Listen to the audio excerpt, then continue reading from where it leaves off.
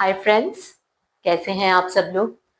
I hope आप सब सेहतमंद और खुश होंगे और हम यही चाहते हैं कि आप हमेशा सेहतमंद, फिट और खुश रहें। मैं आप सबका तहे दिल से शुक्रिया अदा करना चाहूंगी जिन्होंने मेरे चैनल को सब्सक्राइब और लाइक किया, और कोशिश करूंगी कि आइंदा आने वाली हर वीडियो में आपकी सेहत के हुसूल के लिए कोई ना कोई पैगाम मौजूद हो। नए आने वालों से गुजारिश करूंगी कि मेरे चैनल को सब्सक्राइब और लाइक कीजिए। फ्रेंड्स, आज की वीडियो हमारी जनरल हेल्थ अप्रोच के मुताल्लिक है। जनरल हेल्थ अप्रोच से हमारी क्या मुराद है?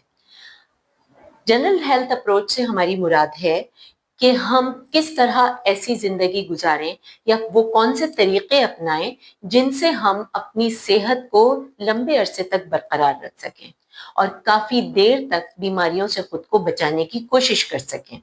इसके अलावा जब हम सेहतमंद भी हों तो हम फिट भी हों। ये सब जानने के लिए हमें कुछ इक़दामात उठाने जरूरी होते हैं, तो उन्हीं के बारे में आज हम बात करेंगे। हम जैसा कि सब जानते हैं कि तरक्की पजीर ममालिक की फहरिस्त में से एक मुल्क के रिहायशी हैं, जहां हमें सेहत के हुसूल के लिए कई मसाइल का सामना है, जिनमें से कुछ अहम मसाइल को आज हम यहाँ हाईलाइट करने की कोशिश करेंगे। सबसे अहम मसला तालीम की कमी है। तालीम की कमी के बाइस सेहत के हुसूल में क्या दुश्वारियां होती हैं, उनमें सबसे अहम चीज ये है कि पहले तो हम बीमारी की शिद्दत को नहीं समझ पाते, और अगर बीमारी को समझ भी लें तो हमें जो भी अवेलेबल हेल्थ फैसिलिटी होती है हम वहीं चले जाते हैं, जिनमें अताई डॉक्टर्स या क्वैक्स अपनी दुकानें चमका रहे हैं। वो जिस तरह से भी इलाज करते हैं हमें नहीं पता होता और हम उनसे इलाज कराने पर मजबूर होते हैं। दूसरी अहम चीज ये है कि तालीम की कमी के बाइस हमारे मुआशरे में एक ट्रेंड नॉन प्रोफेशनल लोगों के पास जाने का भी है, जिनमें मुख्तलिफ किस्म की अद्वियात या फिर झाड़ फूंक वगैरह। तालीम की कमी के बाइस जिस तरह का इलाज मिलता है हम उसको लेने पर मजबूर होते हैं। आपको मालूम होगा, ड्रिप बहुत कॉमन है। ड्रिप लग गई, बीमारी गई। ड्रिप नहीं लगाएंगे डॉक्टर साहब, इंजेक्शन नहीं देंगे डॉक्टर साहब। वो ड्रिप क्या होती है?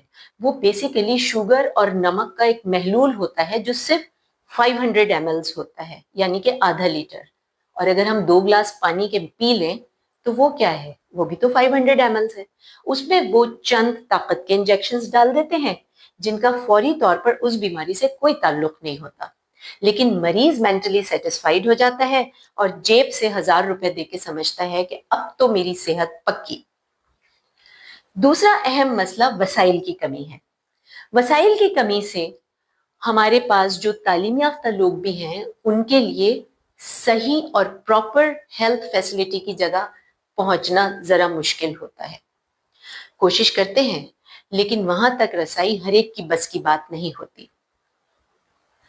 तो होता यह है कि फिर जो भी चीजें अवेलेबल होती हैं, इसमें कोई शक नहीं कि हमारी हुकूमत ने सेहत के लिए बहुत सारे ऐसे मराकज कायम किए हैं जहां बहुत आराम से मुफ्त सेहत मिल सकती है, लेकिन वो भी ज्यादातर बड़े शहरों में मौजूद है। वहां तक पहुंचने का मसला, खर्चा, पीछे घर पे जो फैमिली रह जाएगी क्योंकि हमारी ज्यादा आबादी गांवों पर मुश्तमिल है, उनका खर्चा, ये एडिशनल या इजाफी चीजें हो जाती हैं। तो वसाइल की कमी के बाइस और बाज दफा वो लोग जो तालीम याफ्ता भी हैं और शहरों में भी रहते हैं, तो कुछ बीमारियां ऐसी हैं जिनकी के दवाएं इतनी महंगी होती हैं कि उसको वो नहीं अफोर्ड कर पाते। ये वाली चीजें भी सेहत के हुसूल में रुकावट का बाइस है। तीसरा अहम मसला है हेल्थ इलिटरेसी। हेल्थ इलिटरेसी ये होती है कि जो तालीम याफ्ता लोग भी हैं और वसाइल भी हैं, उनमें कुछ सेहत के मुतालिक तालीम की कमी होती है, जो एक मखसूस चीज है। कभी प्रिस्क्रिप्शन समझ में नहीं आता, कभी बीमारी की नौयत समझ में नहीं आती, या फिर बीमारी के बारे में वो तफसीलात नहीं मालूम होती जिनके जरिए से वो खुद को बचा सके या फिर उनकी पेचीदगियों से बचा सके। अब हम बात करते हैं हेल्थ एजुकेशन की। ये भी एक तरह की हेल्थ इलिटरेसी में ही आती है। ہیلتھ ایجوکیشن سے مراد یہ ہے کہ مریض کو یہ سکھایا جائے کہ اگر آپ کو کوئی بیماری ہوئی ہے تو اس سے بچاؤ کے لیے آپ کو کیا کچھ کرنا ہے. صرف دواؤں پہ منحصر نہیں رہنا ہے بلکہ اس سے بچاؤ کے لیے آگے اس کی پیچیدگیوں سے بچنے کے لیے کون کون سے اقدامات اٹھائے جا سکتے ہیں، جن میں بہت سی ایسی چیزیں بھی شامل ہیں جو نان فارماکولوجیکل ہیں، یعنی جن میں دواؤں کی ضرورت نہیں ہوتی. ان میں لائف اسٹائل مینجمنٹس آتے ہیں، ان میں مختلف طریقے اور مختلف ایسی چیزیں آتی ہیں. مثال کے طور پہ اگر زکام ہو گیا، نزلہ زکام ایک الرجک کنڈیشن ہے، اس میں اگر شہد کا استعمال کیا جائے گا تو کوئی حرج نہیں ہے. اور یہ بات ہمارا عالمی ادارہ صحت بھی کہتا ہے کہ شہد کا استعمال نارمل نزلے زکام کے لیے جس میں کوئی بیکٹیریل انفیکشن شامل نہ ہو بہت مفید ہے. لیکن یہ سب باتیں ڈاکٹرز کو بیٹھ کے بتانی ہوتی ہیں، جس کے لیے ڈاکٹرز کے پاس ٹائم نہیں ہے. اور دوسری چیز یہ ہے کہ ہماری سوسائٹی میں ہیلتھ ایجوکیٹرز کا کوئی تصور نہیں. بہت کم اسپتال اس طرح کے ہوں گے شہروں میں جہاں ہیلتھ ایجوکیٹرز کی فیسلٹیز موجود ہوں گی. ہیلتھ ایجوکیٹر ڈاکٹر نہیں ہوتا، لیکن اس نے وہ تعلیم حاصل کی بھی ہوتی ہے جس میں وہ مریض کو رہنمائی فراہم کرتا ہے کہ آپ کی کو یہ بیماری ہو گئی، ڈاکٹر نے آپ کو دوائیں دے دی، اب آپ کو مزید کون سے اقدامات لینے ہیں جن سے آپ اس بیماری کی مزید پیچیدگیوں سے بچ سکیں یا اس کو مزید پھیلنے سے روک سکیں یا بیماری کے آئندہ ہونے سے بچ سکیں. ایک اور بڑا مسئلہ ہے، ہم بہت اچھی قوم کے باسی ہیں، ہمارے یہاں چیریٹی بڑی عام ہے، ہم کسی کی مدد کرنے سے کبھی دریغ نہیں کرتے، چاہے وہ جسمانی مدد ہو چاہے وہ فائنینشیل مدد ہو. لیکن ایک قربانی کا جذبہ بھی ایسا ہے جو ہماری قوم کا ترہ امتیاز ہے. قربانی دینے میں ہم سب سے آگے ہیں، ان میں ہماری خواتین. وہ سمجھتی ہیں کہ ان کی صحت کوئی خاص اہمیت نہیں رکھتی، لیکن ان کی فیملی کی صحت بہت اہم ہے.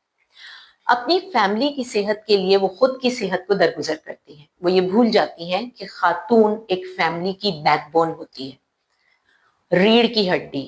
اور اگر ریڑھ کی ہڈی ڈیمیج ہو جائے گی تو فیملی اپنے پیروں پر کس طرح کھڑی رہ سکتی ہے. دوسرا جذبہ، ماں باپ اولاد کے لیے قربانی دیتے ہیں. جو کچھ تھوڑے بہت وسائل ہیں وہ ہم اولاد کی صحت پر لگا دیں. اور تیسرا، جب اولاد بڑی ہو جاتی ہے تو بوڑھے ماں باپ کے لیے قربانی کا جذبہ. وہ سوچتی ہے کہ ہمارے پاس جو کچھ ہے بوڑھے ماں باپ کی صحت کو برقرار رکھنے میں یا ان کے علاج معالجے میں خرچ کر دیں، چاہے وہ توانائیاں ہوں اور چاہے وہ روپیہ پیسہ ہو. تو پھر وہ اپنی صحت کو اگنور کرتی ہے.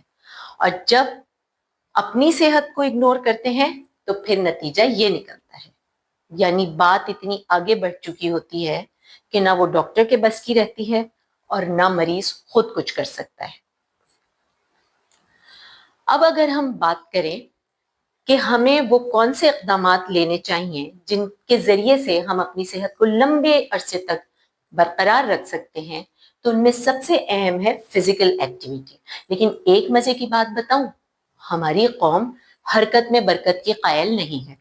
ہمیں ہلنا جلنا پسند نہیں ہے. ہم کوشش کرتے ہیں کہ ہمیں گاڑی ایسے مین گیٹ پر چھوڑے جہاں سے ہمیں ذرا سا بھی پیدل نہ چلنا پڑے، اور اگر اندر تک چھوڑ دے تو کیا ہی بات ہے، ہلنا نہیں ہے، بیٹھ کے سب کچھ حاصل کرنا ہے. تو نتیجہ کیا نکلتا ہے کہ ہماری فٹنس اور اسٹیمنا کمپرومائز ہوتے ہیں اور ہم مکمل طور پر فٹ نہیں رہ پاتے. ہم جیسا کہ ہم نے کہا کہ ہم ایک ترقی پذیر ملک کے رہائشی ہیں، یہاں کچھ تو ہمیں فزیکل ایکٹیویٹی کی سہولتیں میسر نہیں ہیں. بہت سے علاقے ایسے ہیں جہاں پارکس نہیں ہیں، بہت سے کلچرز ہماری سوسائٹی میں ایسے ہیں جہاں عورتوں کو باہر نکلنے کی اجازت نہیں ہے. تو کس طرح فزیکل ایکٹیویٹی کی جائے؟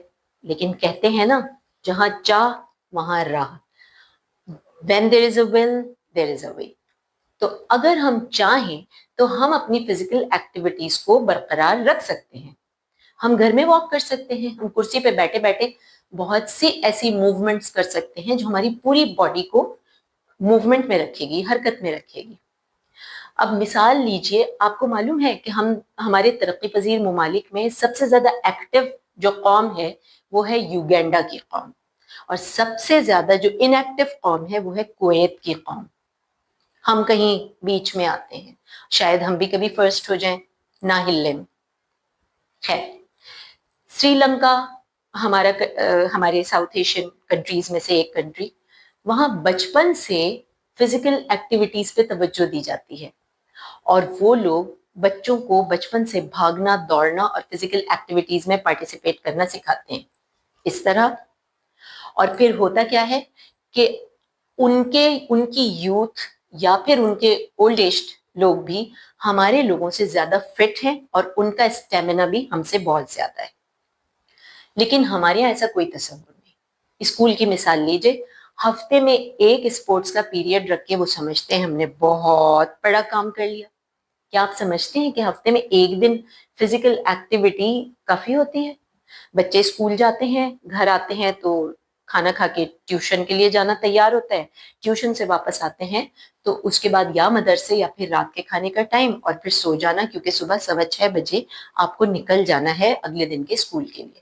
فزیکل ایکٹیویٹی کہیں ثانوی حیثیت یا سیکنڈری حیثیت اختیار کر جاتی ہے. پھر سوچتے ہیں ویکینڈ پہ فزیکل ایکٹیویٹی کریں گے، لیکن اگر وہاں خاندانی کوئی فنکشن آ گیا یا کوئی فیسٹیول آ گیا تو پھر وہ چیز کمپرومائز ہو جائے گی. کوئی بات نہیں کی تو کوئی فرق نہیں پڑتا.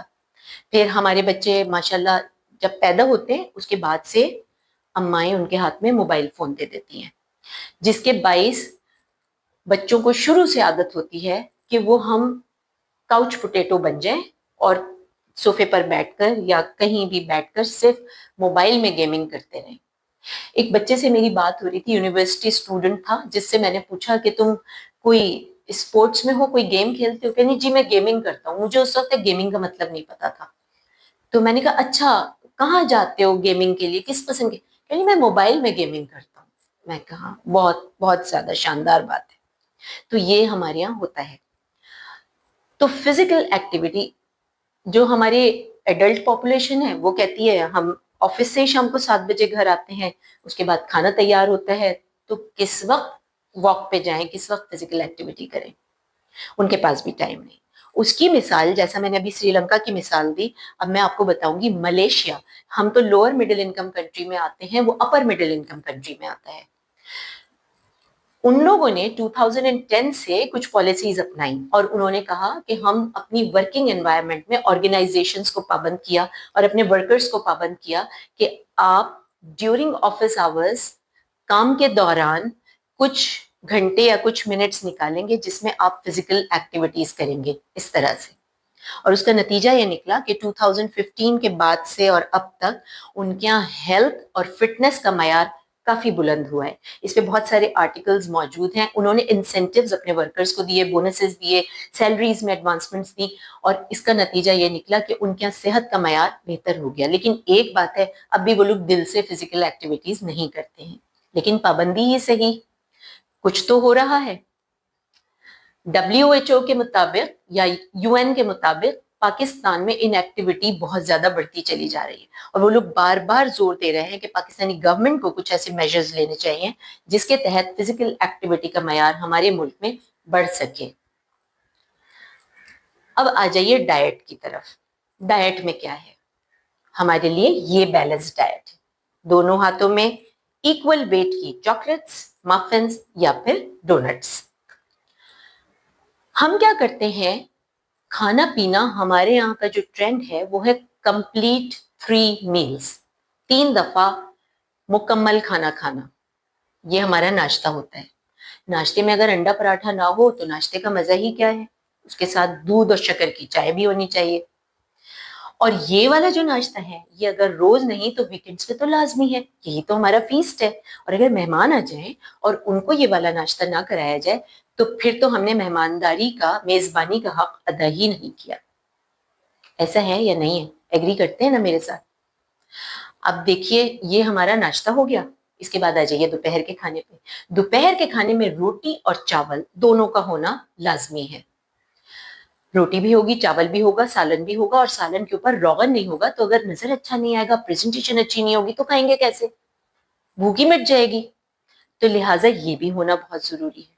تیسرا آ جائیے ڈنر کے اوپر، یعنی رات کا کھانا. رات کا کھانا تو ہمارے لیے فیسٹ ہوتا ہے، کیونکہ جب آفس سے واپسی ہوتی ہے تو پھر ساری فیملی ساتھ بیٹھ کے کھاتی ہے.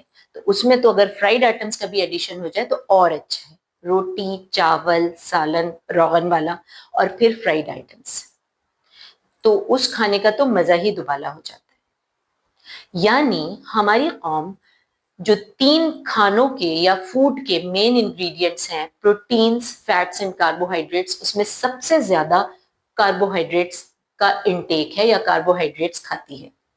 ایک اندازے کے مطابق 67% کاربوہائیڈریٹس ہم لوگ کنزیوم کرتے ہیں یا کھاتے ہیں. اس کے بعد نمبر آ جاتا ہے فیٹس کا. چکنائی، ایک مت کہ جی دیسی گھی بڑا صحت مند ہے. تمام چکنائیاں برابر کے ہیزرڈز رکھتی ہیں یا برابر کے نقصانات رکھتی ہیں. ہاں، اگر مونو انسیچوریٹڈ یا پولی انسیچوریٹڈ فیٹس ہیں جو کہ ایکسٹرا ورجن آئلز میں آتے ہیں، تو وہ کسی حد تک ان کا بھی لمیٹڈ اماؤنٹ، یہ نہیں کہ اس کو آپ کھل کے استعمال کر سکیں، وہ آپ کر سکتے ہیں. یہ سب سے زیادہ کچھ فائدہ مند چکنائی ہے. چکنائی کو غذا سے نکالنا بالکل نہیں ہے، بہت ساری چیزوں میں استعمال ہوتی ہے لیکن لمیٹڈ اماؤنٹ. اب میں بتاتی ہوں کتنا اماؤنٹ. یہ جو پلیٹ ہے یہ ایک بیلنس ڈائٹ کی پلیٹ ہے، یعنی کہ 40% non starchy fruits and vegetables, 25% high fibre fruits and vegetables, 25% meat یا ہائی پروٹینز جس میں میٹ یا گوشت سے بنی ہوئی چیزیں، دودھ یا اس سے بنی ہوئی چیزیں، اور انڈے آتے ہیں، انڈا مچھلی. دودھ کے استعمال اور پھر 10% جو بچتا ہے اس میں میں بتاؤں کہ اس میں آپ کو چکنائی الاؤڈ ہے. جس طرح کی بھی چکنائی آپ کو کھانی ہے، دیسی گھی ہو، ویجیٹیبل آئل ہو یا کوئی بھی اور چیز ہو، وہ آپ صرف 10% استعمال کر سکتے ہیں. اب ہم کیا کرتے ہیں، جو ہم پروٹین والا پورشن ہے جس میں کہ دودھ اور اس سے بنی ہوئی چیزیں ہیں وہ ہم کھاتے ہیں، اس میں ہم دہی کا استعمال بھی کرتے ہیں، لیکن ہم اس سادے دہی کو جو ہمارے لیے بہت زیادہ ہیلدی ڈائٹ ہے، جو ہماری آنتوں کے لیے بڑا فائدہ مند ہے، جو ہر لحاظ سے ہمارے لیے فائدہ مند ہے، اس میں ہم شکر ڈال لیتے ہیں تاکہ اگر وہ فائدہ مند تھا تو کیوں تھا، اس کا قصور ہے، اس کو ہم فائدہ مند نہیں رہنے دیں گے. وائٹ شوگر ایڈ کر کے اب ہم کھائیں گے. ایک ہمارے کلچر میں بڑا ٹریڈیشن تھا لسی پینے کا، لیکن وہ نمکین لسی ہوتی تھی کھانے کے ساتھ، اس کو بھی ہم نے میٹھا کر لیا. اگر ہمیں میٹھی لسی نہیں ملے گی تو ہمیں اب مزہ نہیں آئے گا. یہاں تک کہ گاؤں کے لوگوں کو بھی مزہ نہیں آتا جو کہ عادی تھے نمکین لسی پینے کے. لسی ملتی ہے میٹھی اور اس کے اوپر اتنی اتنی ملائی اگر ہو تو کیا ہی بات ہے. اور ہاں، ناشتے میں بھی ہمارے یہاں اگر ملائی ہو جائے تو بہت زبردست ناشتہ مانا جاتا ہے. دودھ، اس کے اوپر بھی اگر موٹی ملائی ہو تو بہت اچھا ہے، شکر بھی ہم ضرور ملائیں گے. یہ ہمارے پروٹینز ہوتے ہیں. ابھی ہم نے بریکفاسٹ، ناشتہ، دوپہر کا کھانا اور رات کے کھانے کی بات کی. اب ہم آتے ہیں، ابھی بس نہیں ہوئی ہے، یہ ہماری شام کی چائے. شام کی چائے میں جلیبی اور سموسے نہ ہو، شام کی چائے کا کیا مزہ ہے. خالی چائے کیسے پی سکتے ہیں، یا کسی سیلڈ بول کے ساتھ چائے کیسے پی سکتے ہیں. اس کے ساتھ اگر بسکٹ بھی ہو جائیں اور اگر پیٹیز سموسے بھی ہو جائیں پھر تو آج یقیناً کوئی اوکیزن تھا، چائے زبردست ہو گئی. یہ ہماری شام کی چائے ہے. اور یہ جو چیز ہے یہ اب ہمارا ٹرینڈ بنتا جا رہا ہے. جن ملکوں میں شروع ہوئی تھی وہ ختم کر رہے ہیں، اور ہمارے ملک میں آپ بتا دیجئے کوئی شادی، پارٹی، ڈنر، کوئی فیسٹیول اس کے بغیر مکمل ہوتا ہے. یہاں تک کہ عام کھانوں میں بھی اب لوگ اس کو رکھنے لگے ہیں. اور لاجک کیا دیتے ہیں، ہضم کرنے کے لیے کھا رہے ہیں. بڑے مرغن کھانے تھے. ہاں، مجھے یہ نہیں سمجھ میں آتا کہ یہ کہاں سے ہضم کرتے. اس سے تو گیسٹرائٹس ہو جاتا ہے، تیزابیت بڑھ جاتی ہے، معدے میں السر ہونے کا خطرہ ہوتا ہے. اس میں اتنی شکر ہوتی ہے کہ جن کو شوگر نہ بھی ہو انہیں ہونے کا خطرہ ہو جاتا ہے. اس کے جتنے ہیزرڈز اب پتہ چلتے جا رہے ہیں اور جتنی پابندیاں لگ رہی ہیں، لیکن ہم اس کو چھوڑنے پہ کسی صورت تیار نہیں. اب آ جائیے بچوں کے لنچ کی طرف. یہ ہمارا اسکول لنچ ہے، یہ ہماری مائیں دیتی ہیں. بچوں کو شروع سے ہم عادت ڈالتے ہیں، نگٹس بہت اچھے ہیں، فروزن چیزیں لا کے ہم ان کو نگٹس کھلاتے ہیں. بچہ خوش، کیونکہ شروع سے اس کا ٹیسٹ ڈیولپ کر دیا. پاستا جو کہ ریفائنڈ آٹے سے بنتا ہے، लंच में पास्ता दे दिया, बर्गर दे दिया, नगेट्स दे दिए, जूसेस के पैकेट्स दे दिए जो शक्कर से भरपूर होते हैं, और जो बनाने वाली कंपनीज हैं अगर उनसे आप इंडिविजुअली बात करें तो बताते हैं कि जो बिल्कुल खराब फल होते हैं बागों में, उनका वो जूस फैक्ट्रीज को बेच देते हैं और उनसे जूसेस बनते हैं। वो पीने का रिवाज है। फिर जूस वैसे घर में निकाल के पीने का भी बड़ा रिवाज है। तो किसी ने कहा था कि अगर जूस से फायदा हो रहा होता तो अल्लाह ताला दरख्त पे जूस लगाता, फल क्यों लगाता? तो फल खाइए ताकि फाइबर अंदर जाए, आप चबाइए ताकि आंतों को सहूलत मिले। तो हम जूसेस के ये टेट्रा पैक्स बच्चों को पकड़ा देते हैं। अब होना क्या चाहिए? होना ये चाहिए कि हमें कौन सी चीजों से अवॉइड करना है। अगर हम 3 मेन चीजों से अवॉइड कर लें तो हम काफी चीजों से बच सकते हैं, मसलन वाइट आटा, वाइट राइस और वाइट शुगर। आज हम डाइट पे इतनी हद तक बात करेंगे, बाकी बातें हम किसी अगली वीडियो में करेंगे। चौथी चीज जो हमारे हेल्थ की राह में रुकावट है वो है रूटीन क्लिनिकल चेकअप्स का होने की कमी। वो आदत नहीं है हमारी नेशन को। हम लोग बीमार होते हैं जब ही डॉक्टर के पास जाते हैं। इसके अलावा अगर हम अपनी सिर्फ सेहत के चेकअप के लिए जाना चाहें तो उसका कोई तसव्वुर हमारे यहाँ नहीं है कि साल में एक दफा चेकअप करा लें, दांतों का, आंखों का, कंप्लीट बॉडी चेकअप। नहीं, बीमार होंगे तो फिर जाएंगे। बिलावजह क्यों हम इसमें पैसे खर्च करें? या कुछ एज के बाद अगर कुछ इन्वेस्टिगेशंस जरूरी होती हैं जो करवा लेनी चाहिए, वो भी हम जरूरत नहीं समझते। जब तक बीमार नहीं होंगे हम नहीं जाएंगे। तीसरी और बड़ी अहम चीज ये है कि जब बीमार हो जाते हैं और डॉक्टर के पास चले जाते हैं और उसकी 1-2 खुराक के बाद या एक आध हफ्ते के इलाज के बाद जब हम ठीक होने लगते हैं दवा से, तो फिर हम सोचते हैं अब हम ठीक हो गए। अगर कोई दायमी बीमारी है, मसलन ब्लड प्रेशर या शुगर, तो फिर इसकी दवा तो अब हमें सारी उम्र खानी है, तो हम खाते रहते हैं। उसके बाद जो डॉक्टर कहता है कि जी 4-6 महीने बाद दोबारा आइएगा, वो हम जाने की जहमत नहीं करते। यकीनन अगर डॉक्टर ने बुलाया है तो किसी वजह से तो बुलाया होगा। अगर आप ठीक हैं तो फिर भी अगर आप चले जाएंगे तो कुछ ना कुछ नई चीज वो दोबारा आपकी इन्वेस्टिगेशन अगर रिपीट करेगा तो ये पकड़ लेगा कि अभी तक सेहतमंद है, खराबी शुरू नहीं हुई है। और खुदा ना खास्ता अगर खराबी शुरू होती है और उसको अर्ली स्टेजेस पे पकड़ लिया जाए तो उसका इलाज भी मुमकिन है और उससे निजात भी जल्द मुमकिन है। इसको हमारी डॉक्टरी जबान में, मेडिकल टर्मिनोलॉजी में थेरेप्यूटिक इनर्शिया कहते हैं कि जो एक बार हो गया बस हो गया, जो डोज चल रही है वो चलती ही रहेगी। हम उसको रिव्यू करने या उस पर नजर सानी के लिए दोबारा जाने की कोशिश नहीं करते। तो अगर हम, आज की वीडियो का पैगाम ये है कि अगर हम अपनी जिंदगी में कुछ ऐसे इक़दाम शामिल कर लें, मसलन एक्टिव हो जाएं, फिजिकल एक्टिविटी को किसी न किसी शक्ल, चाहे कुर्सी पे भी बैठे हुए हैं, तो हमारे हाथ पैर हिलाने के बहुत से तरीके हैं, उन्हें अपना लें। डाइट को कुछ हद तक हम ये नहीं कहते कि सब कुछ छोड़ दें, बैलेंस कर लें, पोर्शंस को कम कर दें, जो कार्बोहाइड्रेट प्रोटीन्स हैं उन्हें बैलेंस्ड अमाउंट में लेना शुरू कर दें। डॉक्टर से ईयरली एक क्लिनिकल चेकअप या एनुअल चेकअप करवा लें। और अगर खुदा न खास्ता कोई बीमारी लाहक हो जाए और फिर जब डॉक्टर फॉलो अप पे बुलाए तो बिल्कुल सही टाइम पर उस तक पहुंच जाएं। अगर हम इन उसूलों को अपना लेंगे तो शायद हम लंबे अरसे तक सेहतमंद और तंदुरुस्त और तवाना रह पाएंगे और बीमारियों को काफी अरसे तक खुद से दूर रख पाएंगे। क्योंकि सेहत है तो सब कुछ है। इंतजार कीजिएगा अगली वीडियो का।